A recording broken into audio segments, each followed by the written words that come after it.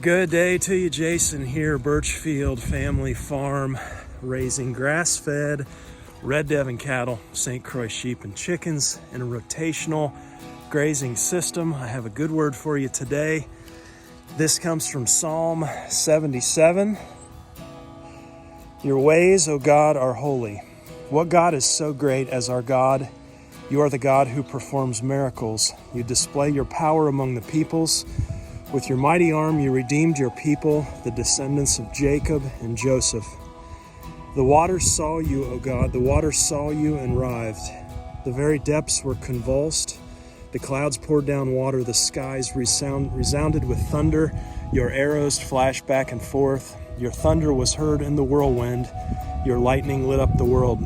The earth trembled and quaked. Your path led through the sea, your way through the mighty waters. Though your footprints were not seen, you led your people like a flock by the hand of Moses and Aaron. Simple reminder today, no one is like our God who has loved us and redeemed us. We've got a chilly one here on the farm today, not even quite 40 degrees.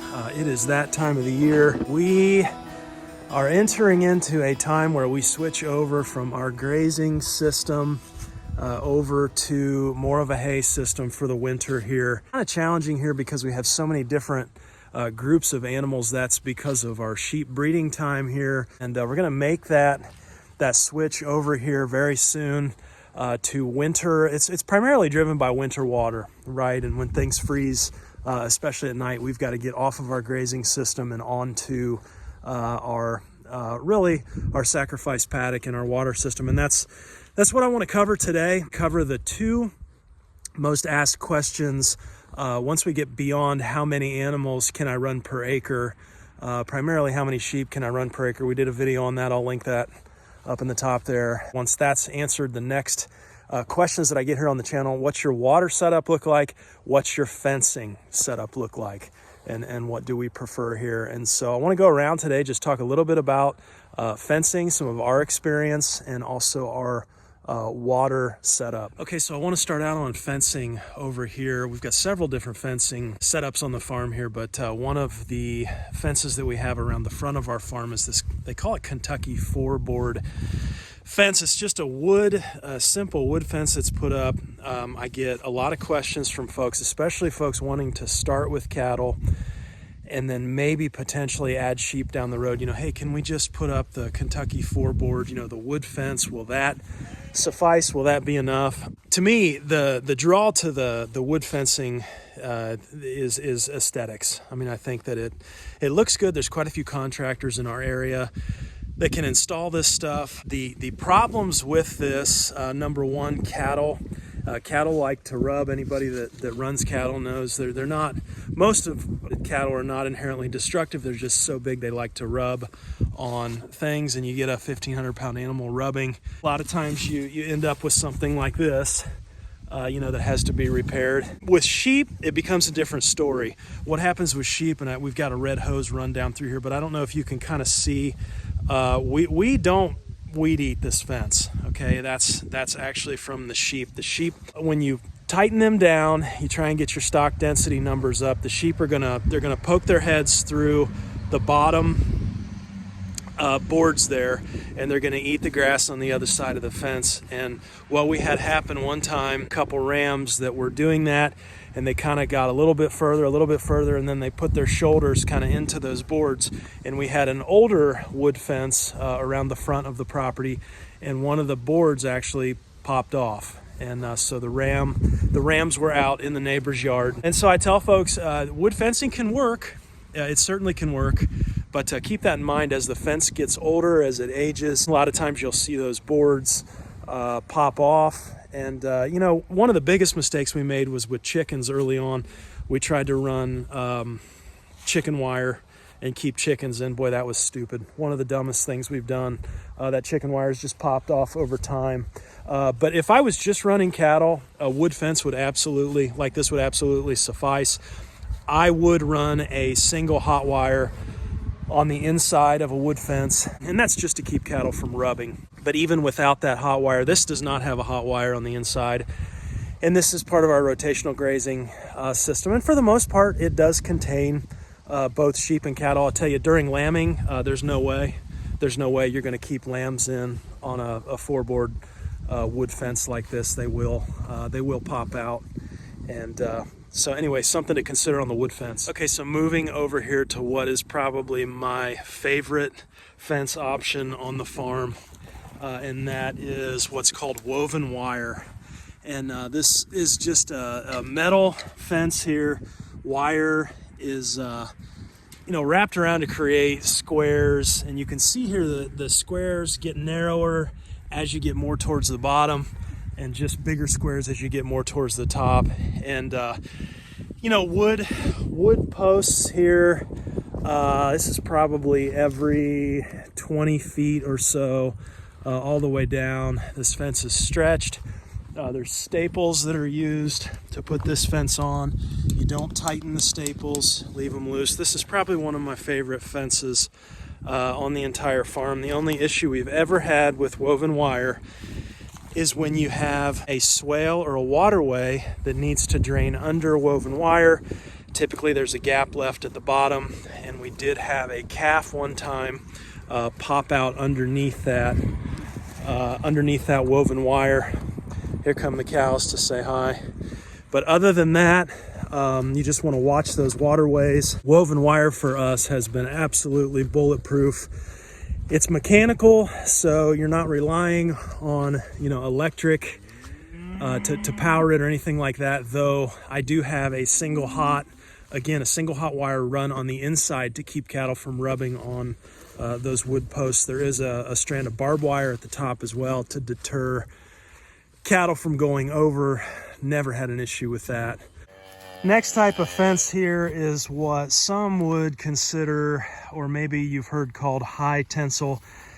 This is not high tensile wire. This is just a 14 gauge galvanized wire here. You've got insulators. The insulator connects the wire to the post, and then it allows the wire to mechanically have a little tension on it, right, without grounding out. And then we just kind of make a makeshift connection. This is really not the way it should be done. You should have an insulated wire that runs from one wire to the other to transfer that hot to the different wires around the post there. But we just this is kind of cobbled together, and it works for us for now. This is a 14 gauge galvanized wire, and this is how we've done our rotational grazing setup here. We went with two galvanized wires, and then we use these timeless fence posts here, just a PVC T-post, and these are great. They say that the fence is the insulator, so you don't need another connector. We've had trees and stuff fall on the line. You can see these flex and they bounce back. Never really had. I had one cow one time break one of these off, and I forget what the situation was, but we just had a post, and we didn't have the wire run through it yet, I believe, and she was itching and just bent one of these over and just broke it. That's the only issue I've ever had when you got wire running through them and they're hot. Never had an issue. But this kind of gets into that whole fencing debate on high tensile fence versus something like over there, the woven wire like we talked about. Woven wire I feel like is bulletproof mechanically, but high tensile, there's many advantages to high tensile. One being that you don't need as many posts as woven wire. So with high tensile, you can stretch that wire, and you really only need a post about every 50 feet. Whereas over there on the woven wire, you can see how close together the posts are. You've got more material costs, more labor to sink posts. Now, on this, what resembles high tensile fence here, I would definitely do this differently if we had to do this again. This is fine for containing cattle. It does not do a great job of containing sheep. You really can't talk about fencing like this without talking about your management style, right? I know a famous grazer out there. You guys, I'm sure, are all familiar with his setup. He's running one hot strand of polybraid wire to contain sheep, right? And everybody looks at that, it's like, oh my gosh, how's he doing that? Well, when you look at his setup, he has a large area with lots of forage in that area that he's got the sheep in, okay? So he's not clamping them down. And so consequently, sheep are not testing the fences. There's no need to test the fences, you know, because they have plenty to eat inside of that area where he has the single hot wire. And so when you start to up your stock density, okay, and you start to really take down and graze down that forage, which is when you're going to start to up your productivity numbers per acre, okay, then you need more than a single hot to contain sheep, I can tell you that. And really, our 2-wire system here is not ideal. We get sheep sometimes that'll pop under that lowest wire. I think, really, if I was to do this again, and I think we probably will circle back and button this up, I think I would run at least 4 wires on this. And I brought this, we've loved kind of using these over the years as well. This is Premier 1, and it's just a step-in post. But when you have, the other disadvantage to more of like a high tensile system is when you have hills and valleys, you know, and you only need your posts every 50 feet or so. You know, what do you do if there's a big dip or a big hill? You know, your wire's grounding out. Well, you use this thing here.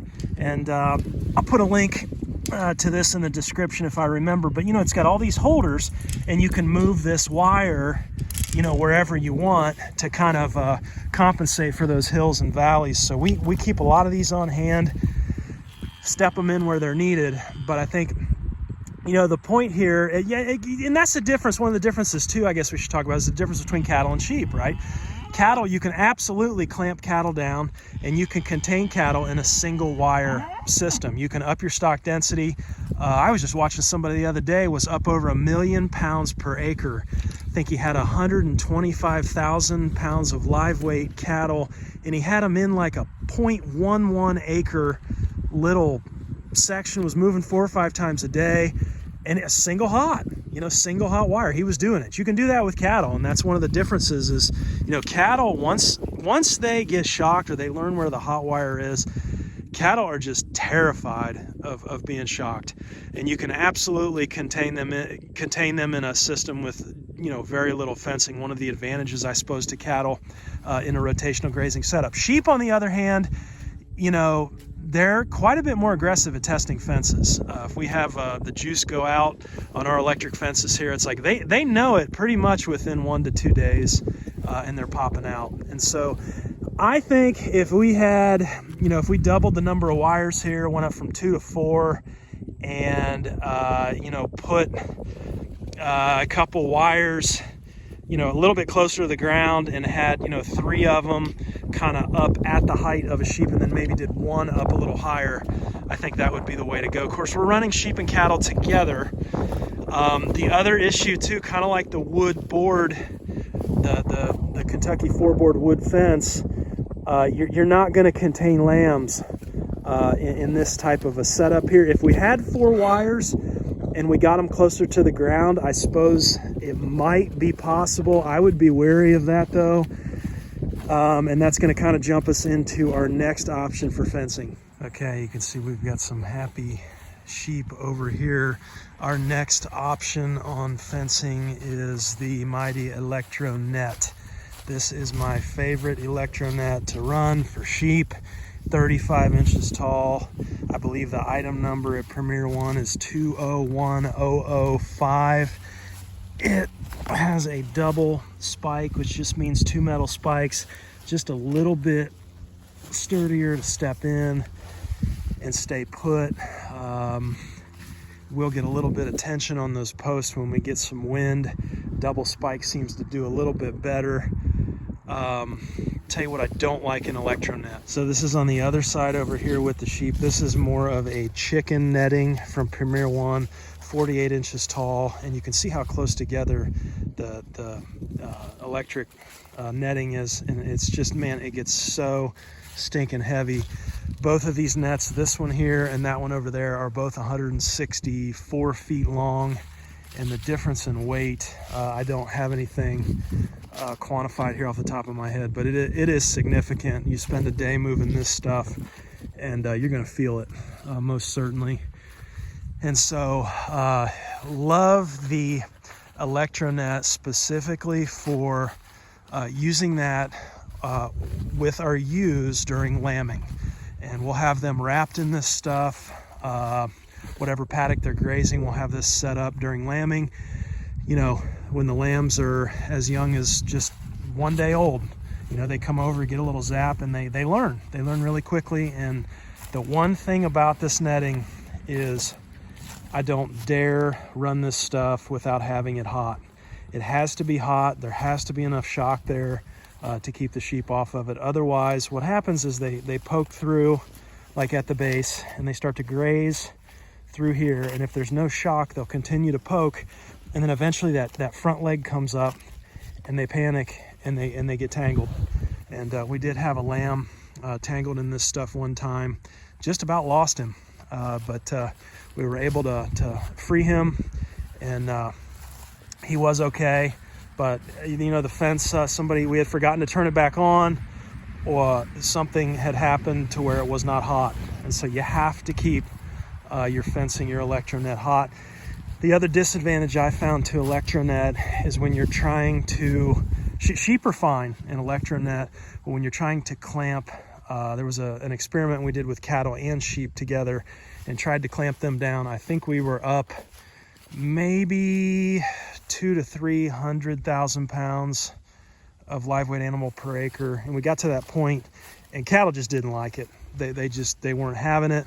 And also when we've run cattle from the rented ground and loaded them out, sometimes I'll string a net through here, and it's the same type of deal. We have to run them from that gate over here into this front pen so we can load out. And when we do that, when we have a bunch of weight, a bunch of head of cattle, and we're using this netting, a lot of times they'll just, even if it's hot, they just kind of step through it. And I did have a heifer one time go over top of this 35-inch netting, and so this may not be a fit if you're running both cattle and sheep, especially if you're wanting to clamp down and get that live weight, you know, pounds per acre up. Just the cattle just rip it. They just rip through it, especially the bull. He just, you know, there just comes a certain point where you get them locked down, and they just get out. Don't know how else to explain it, even if it's hot, and they rip it, right? And then you got to repair it.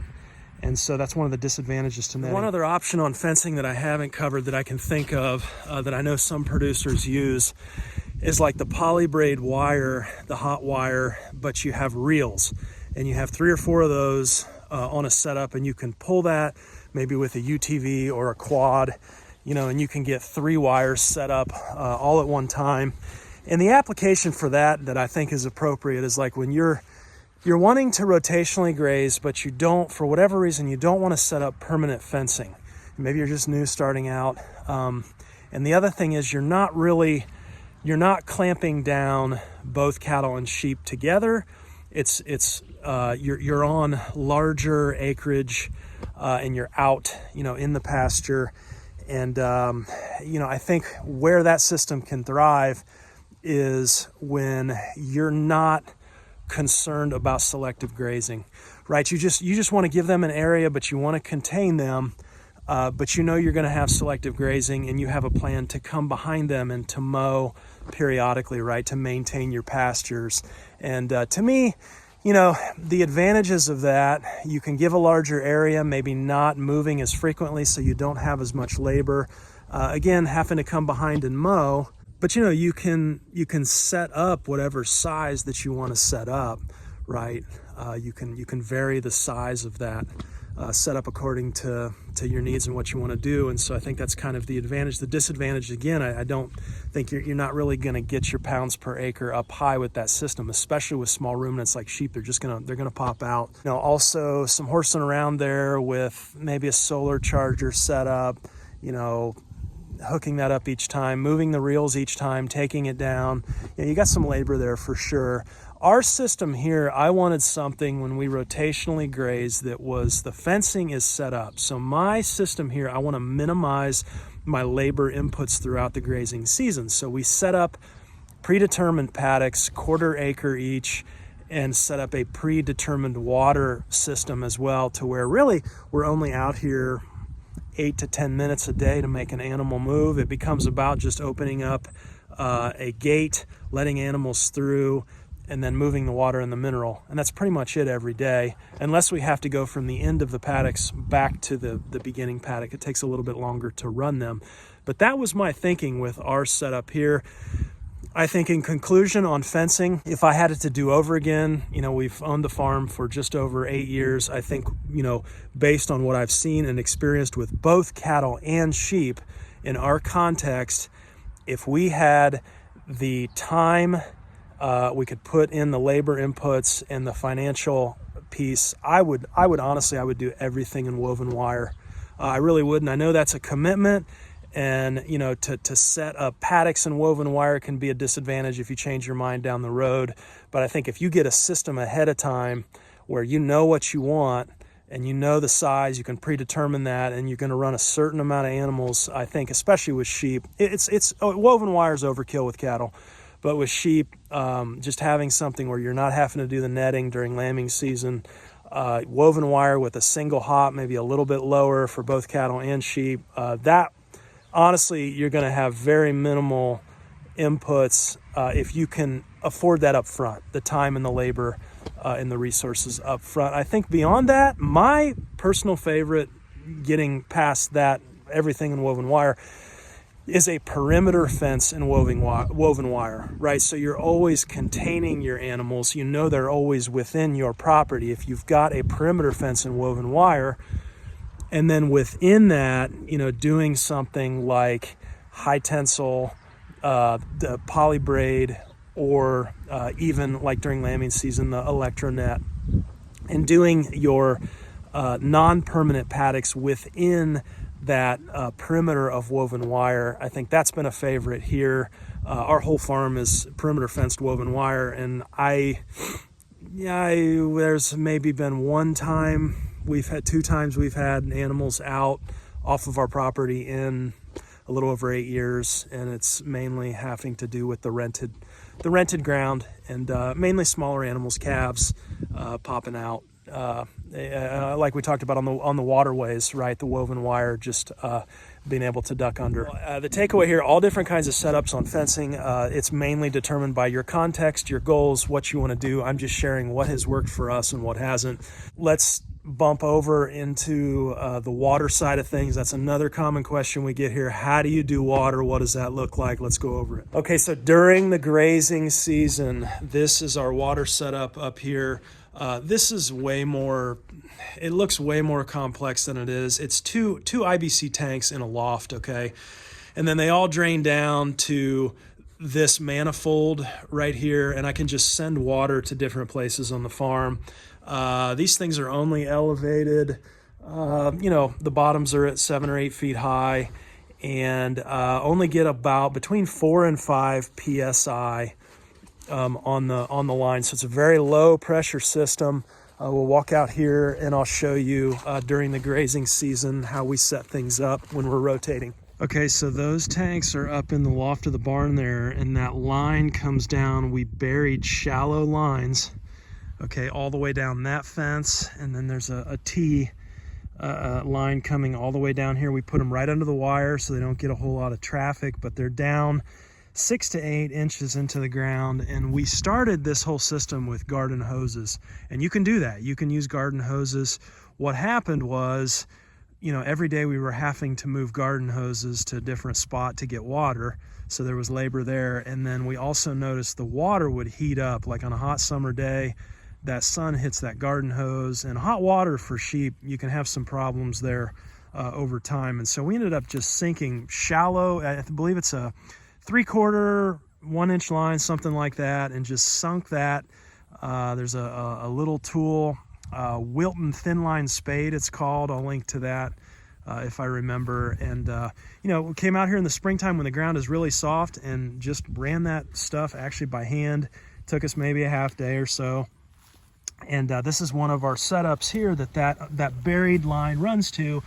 Just a 6-inch PVC pipe on the outside. We got some gravel in the bottom, and there's a riser coming up here. And you know, this is what this piece looks like. Just a standard garden hose hooks to this piece, and then it snaps in. Okay, I don't know if you can see that, but you'll hear it, that click. Once that clicks, then you have water, and we'll head out here and show you what this looks like at the drinking spot. Okay, so just an old mineral tub. That garden hose comes in at the base. We just drilled this out and then emptying this down. This float here, when this float gets up to the top, it just shuts that valve off. And so as they drink, this thing will run, and you'll have a replacement water, you know, even as they drink it down. And so it just becomes about, with water during the grazing season, it becomes about getting a hose to one of those hookups there. I think we've got, what do we have? 1, 2, 3, 4, maybe five different hookups out here to feed these 11 quarter-acre paddocks, and also the woods down on the other side. It just makes it so much easier, right? This length of hose here, we don't normally have hoses this long, but we've got them out off of the paddocks here in this windmill area. And so I got this water set up here on the other side of the paddocks here. And so there's a pretty long hose. But during the grazing season, you can see here, you know, like for instance at this hookup, you know, I can just with a very, very small, you know, even just a 6-foot little garden hose, you know, I can supply water to this paddock. This is what is this, paddock 5. I can supply paddock 6. I can supply paddock 11 here. Works really, really well. Very low pressure.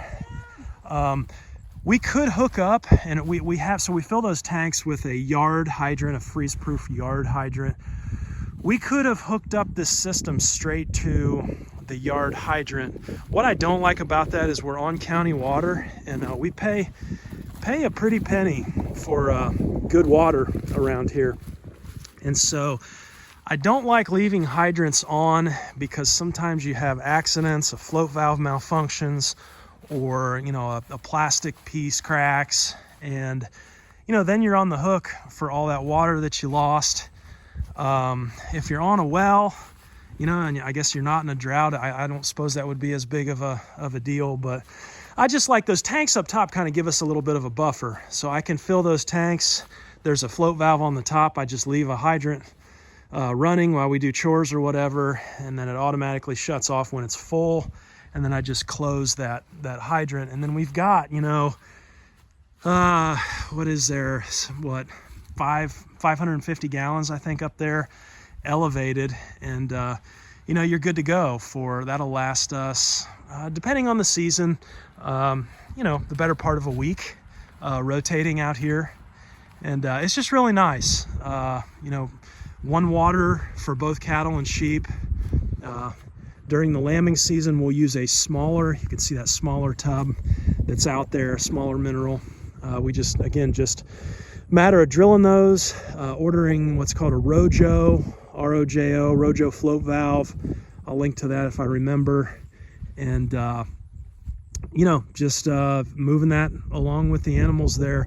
When we do our lambing, do the Electronet, lambs in the Electronet, we'll use a smaller water. I just like doing that because I feel like lambs can then get to water, right? Where if you have something that's a little bit taller, like that old mineral bin out there, it's just lambs can't really reach that. It's too tall. And so giving everybody water access, even though they're getting milk and probably don't need a whole lot of water, I still just like them being able to have access to it.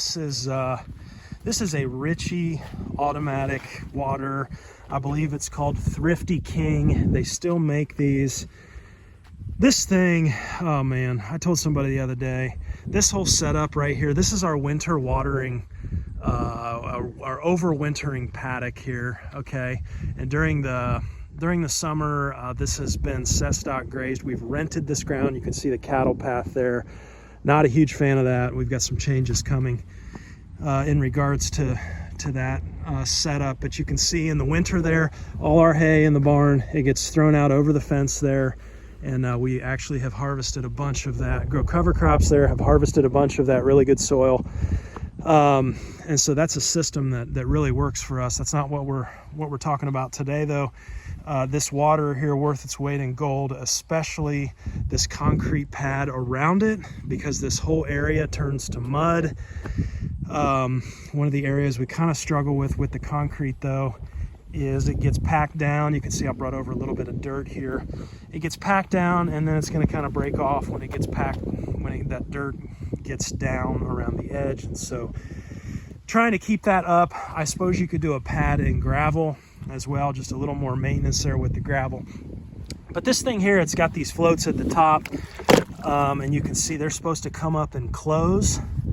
Okay, and that kind of keeps the heat in. The design of this thing is really ingenious. It's got a tile that goes down. I suppose it's 6 or 8 inches in diameter, and that's, you know, where your water line comes up. And so this thing, it's got a buried water line coming from the house. Everything is under the frost line, and as the cattle and the sheep, both cattle and sheep drink out of this, sheep kind of have to stand up on this lip here to sort of get up into this thing, but it's fine, they do. Don't really have small lambs this time of year when we're using this, so that's not an issue. But we're out here, you know, November, December through, you know, really about April when we start grazing, starting the rotational grazing system. And so having this thing, there really is not much of a need for an external heater, because you have that ground heat that kind of comes up, and you've got this mass of water here.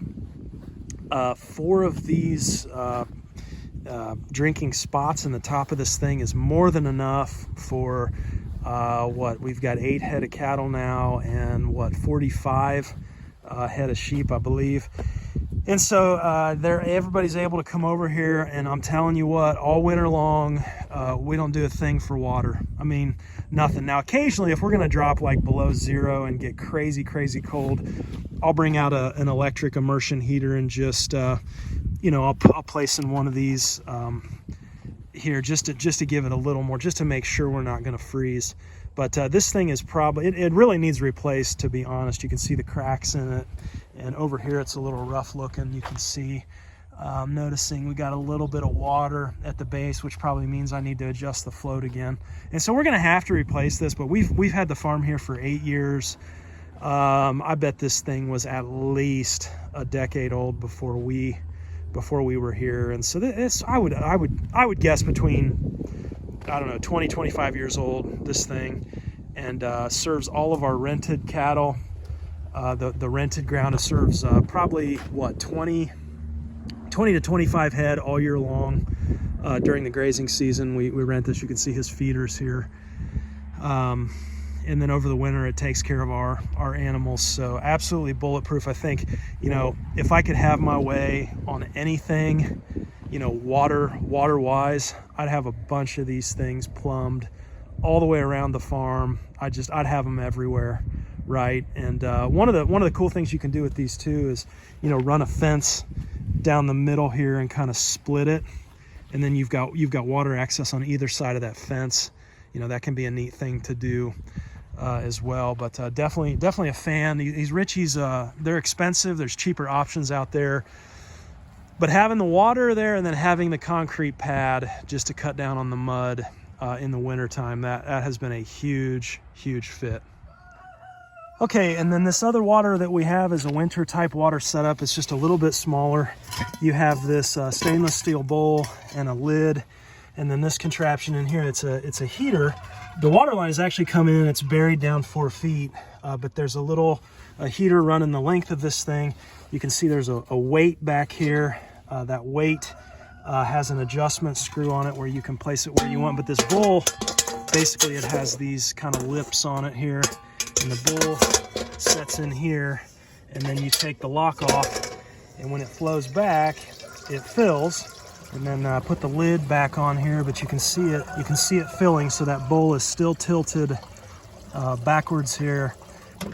And you can see there what happens is when it finally gets full, the weight of the water actually pushes the bowl down, and the water shuts off. This is I believe it's a Nelson horse water, and this thing is okay. It's okay.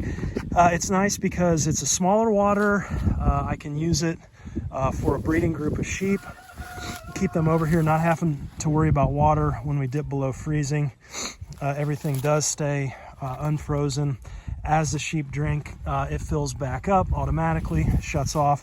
The thing I don't like about this particular water, if you don't get the weight adjusted right on the back of this thing, I have had this stay on and not turn off, and then it overflows, you know, something like runs all night or something, right?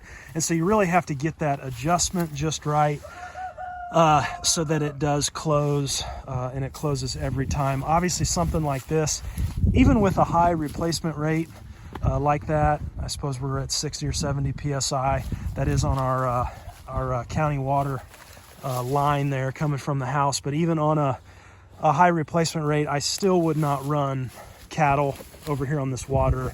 Cattle get to pushing and shoving and, you know, put their head down and knock into that thing. It is bolted down, but there's just not enough there really to service cattle. So I don't know, I guess maybe it's designed for a horse or two, maybe Nelson horse water. I do not know. I probably at some point it would be nice to upgrade that to more of a Ritchie water, like something a little more substantial that cattle could actually get to. The problem with that is we run chickens over here as well, and I like chickens in the summertime being able to get over to this and just they make a mess of it, but at least it's another water source for chickens that's on the outside. If we did a Ritchie setup, chickens are not going to be able to get into that. Chickens are going to get on it and crap on it, and it's going to make a huge mess. But kind of my thinking there on something smaller like this that's heated. Again, advantages and disadvantages.